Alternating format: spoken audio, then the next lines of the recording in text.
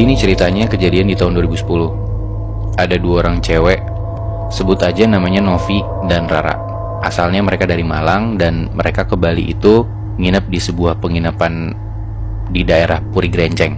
Nah, penginapan ini tuh kayak motel, guest house, kos-kosan gitu loh. Nah, mereka dapat kamar di lantai 2. Nah, kebetulan penginapan itu kayak punya merajan. Nah, merajan tuh kayak tempat ibadah gitu buat orang-orang Bali. Nah, ada satu kepercayaan yang ini tuh datangnya dari si penjaga penginapan ini. Dia bilang kalau misalnya tamu-tamu itu nggak boleh ngejemur pakaian ngelebihin tingginya si merajan ini. Karena? Iya, kenapa? Karena kepercayaannya kalau misalnya lu ngejemur pakaian lebih tinggi dari tinggi merajannya, leluhurnya bakal marah. Kalau lu ngejemur di balkon lantai 2, itu tingginya udah ngelebihin tinggi merajan, otomatis pamali dong, nggak boleh. Iya. Sampai di suatu sore, si Rara tuh ngeluh sakit perut, lumayan parah kayak ngerintih kesakitan dan cuma bisa tiduran aja. Oke. Ternyata si Rara nih lagi hari pertama mens. Akhirnya Novi cabut keluar, dia beli makan dan obat buat Rara. Dan pas Novi keluar, di gerbang penginapan itu Novi ketemu sama penjaga penginapannya. Ditanya tuh sama penjaganya, "Mbak mau kemana?" Si Novi jawab, dia mau beli makan sama obat buat Rara. Soalnya si Rara itu perutnya sakit. Nah, ngedenger si Novi ngomong kayak gitu, si penjaga penginapan ini ya kayak kaget dan bingung gitu. Karena dia bilang ke Novi, dia tuh baru aja ngobrol sama Rara dan Rara tuh biasa aja kelihatannya. Nah, di situ penjaga penginapannya nawarin kayak, "Oh ya udah Mbak, mau saya bantu cek nggak naik ke atas?" Dan pas sampai di depan kamar Novi sama Rara, si penjaga penginapan ini tuh tiba-tiba ngomong ke Novi, "Mbak, ini kok di balkon ada pakaian dalam dijemur?" Nah, Novi langsung melihat tuh ke balkon dan bener aja, itu ada pakaian dalamnya si Rara yang, ada bekas noda mensnya gitu. Udah tuh, abis itu kayak penjaganya itu tuh coba buat nenangin kayak, "Ya udah Mbak, semoga nggak kenapa-napa. Nanti kalau ada apa-apa, Mbak panggil saya lagi aja." Nah, udah tuh sekitar jam 11-an malam, Novi ngeliat di tempat tidur, Rara tuh telentang, badannya kaku, tangannya tuh kayak ngecengkrem kasur gitu, terus matanya melotot ke atas. Wah, di situ Novi dia langsung lari ke bawah, dia panggil penjaga penginapannya, langsung lah mereka naik ke atas lagi. Begitu mereka sampai depan kamar, mereka ngelihat si Rara ini sambil tiduran, dia teriak kenceng banget, dan si Rara ini kayak lagi nunjuk ke atas atap gitu loh. Si Novi tuh nyoba buat ngajak Rara ngomong gitu kayak, "Rara, lo kenapa? Lo abis ngeliat apa segala macem." Di situ Rara ngeliat dari langit-langit kamarnya dia keluar sosok leak, warnanya merah, bertaring. Itu tuh terbang ngedeketin Rara gitu loh. Wah.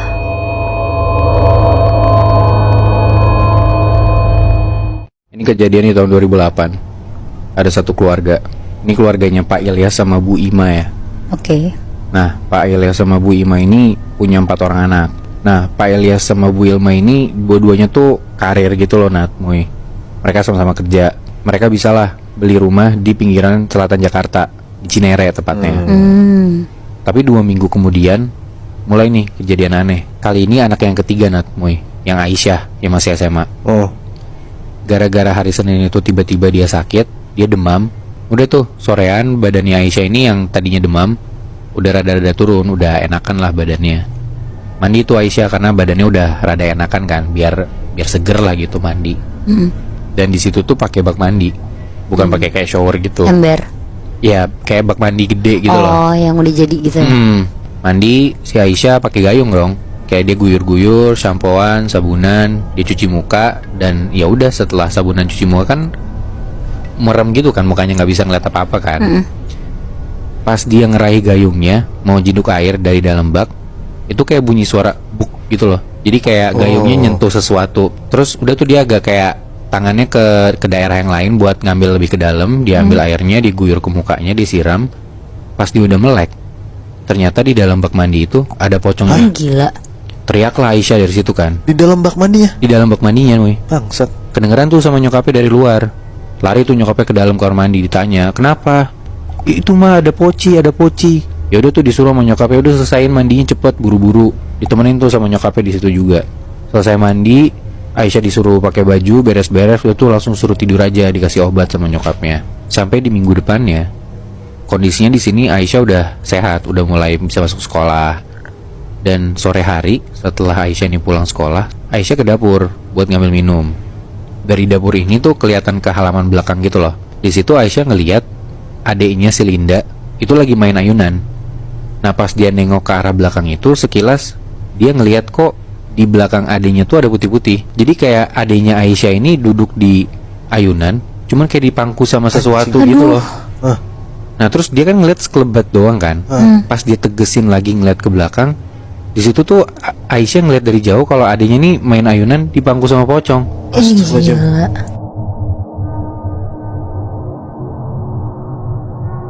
Nah di tahun 2013an ada satu keluarga, suami istri dan anaknya umur 20-an tahun lah.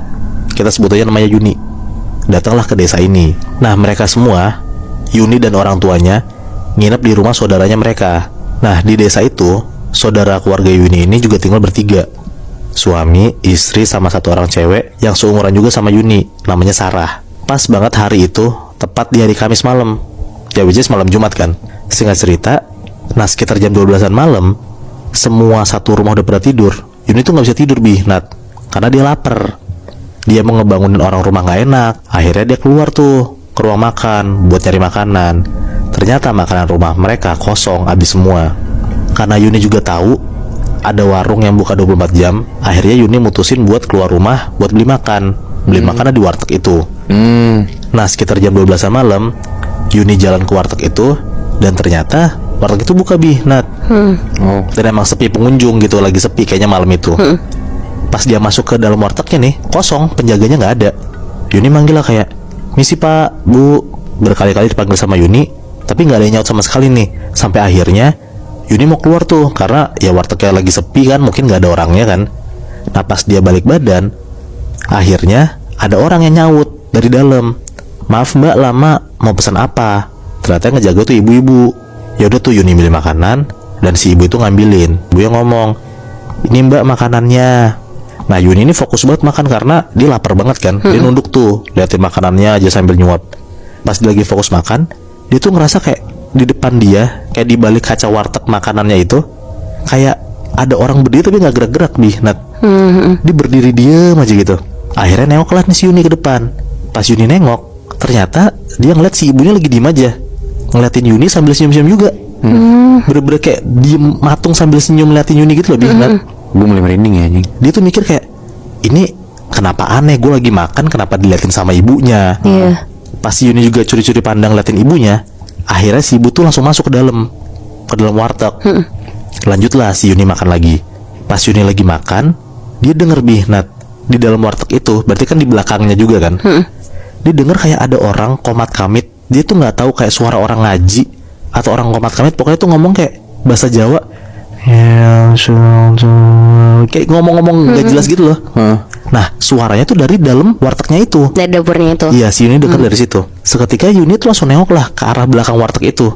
Dia tuh kayak celingak-celinguk nyari kayak, itu suara apa, sumber suara itu dari mana gitu. Nah pas dia lagi nengok-nengok ke arah dapur warteg itu, tiba-tiba Nat, dari balik etalase kaca makanan itu, si Yuni ngeliat ada sundel bolong berdiri gede banget. Langsung nongol tiba-tiba gitu loh. Pas lagi berdiri, si sundel bolong ini ngomong kayak, "Enak Mbak makanannya." Ini. Di situ tuh Yuni langsung bangun. Dia tuh langsung lari keluar warteg, dan dia tuh udah gak mikirin soal bayar-membayar lah. Pas dia keluar warteg, di seberang warteg itu kan ada kuburan kan. Dia nengok lah ke arah kuburannya. Pas dia nengok ke arah kuburannya, dia tuh ngeliat kayak banyak banget pocong berdiri di depan kuburan itu. Oh shit. Ada satu komplek di daerah Jakarta Selatan. Nah ada satu waktu di tahun 2014, ada satu sapam baru gitu Nat. Sapam muda, umurnya 24 tahun, namanya Agus, kita sebut aja. Oke. Nah di malam itu, untuk pertama kalinya selama seminggu dia kerja di sana, dia harus masuk shift malam, jam 6 sore mulai sampai jam 6 pagi. Si Agus ini shift malam sama Pak Burhan namanya, umurnya sekitar 60 tahunan, dan dia udah jadi sapam senior lah di sana. Sampai sekitar jam 12 malam, dan mereka harus mencar lah buat ngasih tahu jam keluarga komplek itu buat mukulin tiang listrik. Mereka berdua sepedaan tuh mencar. Biasanya sekitar 10 menitan habis ngeterin komplek itu, sapam-sapam itu ketemuan lagi di pos ronda depan, yang tempat mereka ngumpul pertama. Terus masuk jam berikutnya, mereka ngiter lagi. Pokoknya gitu terus sampai jam 5 pagi lah. Singkat cerita jam 12 aman, ngiter jam 1 aman, jam 2 aman. Nah masuklah ngeronda di jam 3 ini. Dan akhirnya Agus ngerasain hal yang aneh di komplek ini pas jam 3 pagi dia ngeronda. Pas jam 3 pagi itu Agus mencari sendiri. Dia ngelewatin blok pertama dan blok kedua, ya biasa aja, nggak gimana-gimana. Metokin tuh tiang listrik, tong tong tong gitu jam 3. Nah pas masuk ke blok 3, Agus tuh ngerasa kayak kok dia ngayuh sepedanya berat banget. Padahal pas si Agus sudah ngiter dari jam 12 malam sampai jam 2 pagi itu kan dia nggak ngerasa ada apa-apa, kan aman-aman aja kan. Dan sampailah di tiang listrik yang harus dipukul sama Agus di blok 3 ini. Nah pas banget emang tiang listrik yang harus dipukul sama Agus ini persis di depan rumah kosong ini. Pas Agus turun dari sepedanya buat ngetok tiang listrik itu, Agus tuh denger kayak ada suara gitu dari dalam rumah kosong itu. Dan kalau si Agus nih kayak nyari-nyari sumber suara dari mana gitu kan. Pas nggak nemu asal suara dari mana, si Agus tiba-tiba denger lagi Nat, dari rumah kosong itu ada suara kayak sini gitu, suara cewek, dan dia tuh denger dari atas rumahnya gitu. Jadi kayak rumah ini tuh gede banget dan 2 tingkat. Pas Agus nengok ke lantai 2 kasar sumber suara itu, si Agus tuh bener-bener ngeliat jelas banget Nat, dari dalam lantai 2 itu ada jendela. Nah dia lihat ada kuntilanak berdiri di jendela itu. Aduh. Jelas banget berdiri, kuntilanak gede gitu loh. Si Agusnya bener-bener takut banget. Dia langsung kayak balik lagi ke sepedanya. Dia ngetok tuh cepet tuh yang kayak teng teng teng. Abis itu dia ngayuh sepedanya kencang lagi tuh. Tapi baru beberapa kayuhan, tiba-tiba rantai sepeda tuh copot. Terpaksalah dia harus turun dan nenteng sepedanya buat jalan, buat ngejauhin dari rumah itu. Nah pas Agus lagi nenteng sepedanya sambil jalan, lagi-lagi Agus tuh ngerasa kayak berat banget. Tapi bukan sepeda yang berat Nat, dia tuh ngerasa badannya yang berat gitu loh. Buat jalan tuh berat banget. Di situ Agus sudah ngerasa capek. Dia mau berhenti tapi takut. Pas lagi jalan nenteng sepedanya, tiba-tiba Agus ditelepon sama Pak Burhan. Diangkatlah sama Agus kayak, Pak Burhan kenapa Pak? Pak Burhan tuh suara tuh kayak rada panik gitu lah. Ngomong ke Agus kayak, Gus kamu udah ngelewatin rumah tua di blok 3 itu belum? Agus nanya kayak, iya udah Pak, kenapa emang? Pak Burhan ngomong lah, Gus maaf Gus saya lupa ngasih tahu. Kalau kamu jam 3 lewatin situ, kamu harus berhenti terus nyapa rumahnya. Kalau nggak penunggu rumahnya ngikutin kamu. Aduh. Tapi si Pak Burhan belum ngomong ke Agus. Agus kan baru tahu juga kan akan hal ini kan. Bener-bener Agus tuh gelagapan banget lah dan takut banget. Jadi dia tuh mau ngomong apa, mau jawab apapun juga diem. Beres banget Agus matiin telepon. Tiba-tiba Agus denger dari belakang dia persis ada suara cewek kayak ngomong, berat nggak mas? Pas Agus nengok ke belakang, ternyata ada kuntilanak Nat, lagi ada di punggungnya si Agus ini. Jadi selama ini nih si Agus tuh ngegemblok kuntilanak yang dia lihat di rumah kosong itu. Anjing. Ada seorang mahasiswi namanya Fani, dan ini kejadiannya di tahun 2001-2002. Fani ini kuliah di salah satu universitas besar di Surabaya. Bokapnya tuh ngebantu lah untuk dia KKN di desa, yang mana di desa itu tuh bokapnya Fani punya aset rumah di sana. Rumah aset ini tuh diurusin sama sepasang suami istri. Singkat cerita nih Nat, Fani sama teman-temannya tuh KKN dan tinggal di sana. Seminggu 2 minggu aman-aman aja, sampai tiba-tiba ada satu temannya Fani namanya Dira. Dira ini haid, bener-bener haid yang sampai perutnya sakit, bikin lemes gitu loh. Tapi sebelum Dira ke kamar, budenya bilang lagi, Mbak Dira, nanti jangan keseringan ngelamun ya. Nanti aku habis masak, aku temenin deh, kita ngobrol-ngobrol aja. Di siang itu mereka ngobrol-ngobrol di ruang tengah, ada sofa panjang gitu sama TV. Udah ngobrol, Bude balik lagi ke belakang. Nah tapi Dira malah ketiduran di sofa Nat, Dan sorenya tiba-tiba Dira itu rep-repan. Ketindihan? Iya, jadi kayak dia tuh dalam keadaan tidur, tapi ngigo resah gitu loh. Kayak rada kejang-kejang, tapi kakinya kaku. Nah untung di situ ada Bude. Coba dibangunin lah si Dira ini, kayak digoyang-goyangin gitu. Kebangunlah si Dira ini. Ya udahlah disuruh Dira ke kamar buat tidur. Nah tapi sampai di malam harinya Dira tuh rep-repan lagi Nat. Lebih parah dari kemarin.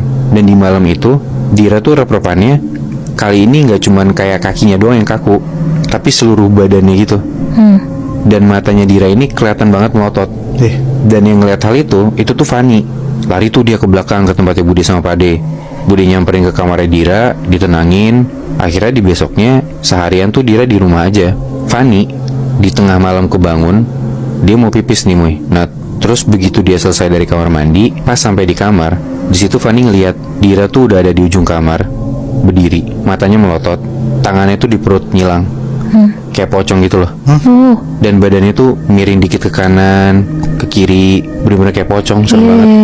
Akhirnya di tengah kepanikan itu, dia nanya tuh ke Padenya, Pade, ini sebenarnya ada apa sih? Jadi ternyata Nat, rumah yang dijaga sama si Pade Bude ini, itu tuh rumah yang dulu ditinggalin sama orang terkaya di desa itu, sepasang suami istri. Setiap suami istri ini punya anak, anaknya tuh selalu meninggal.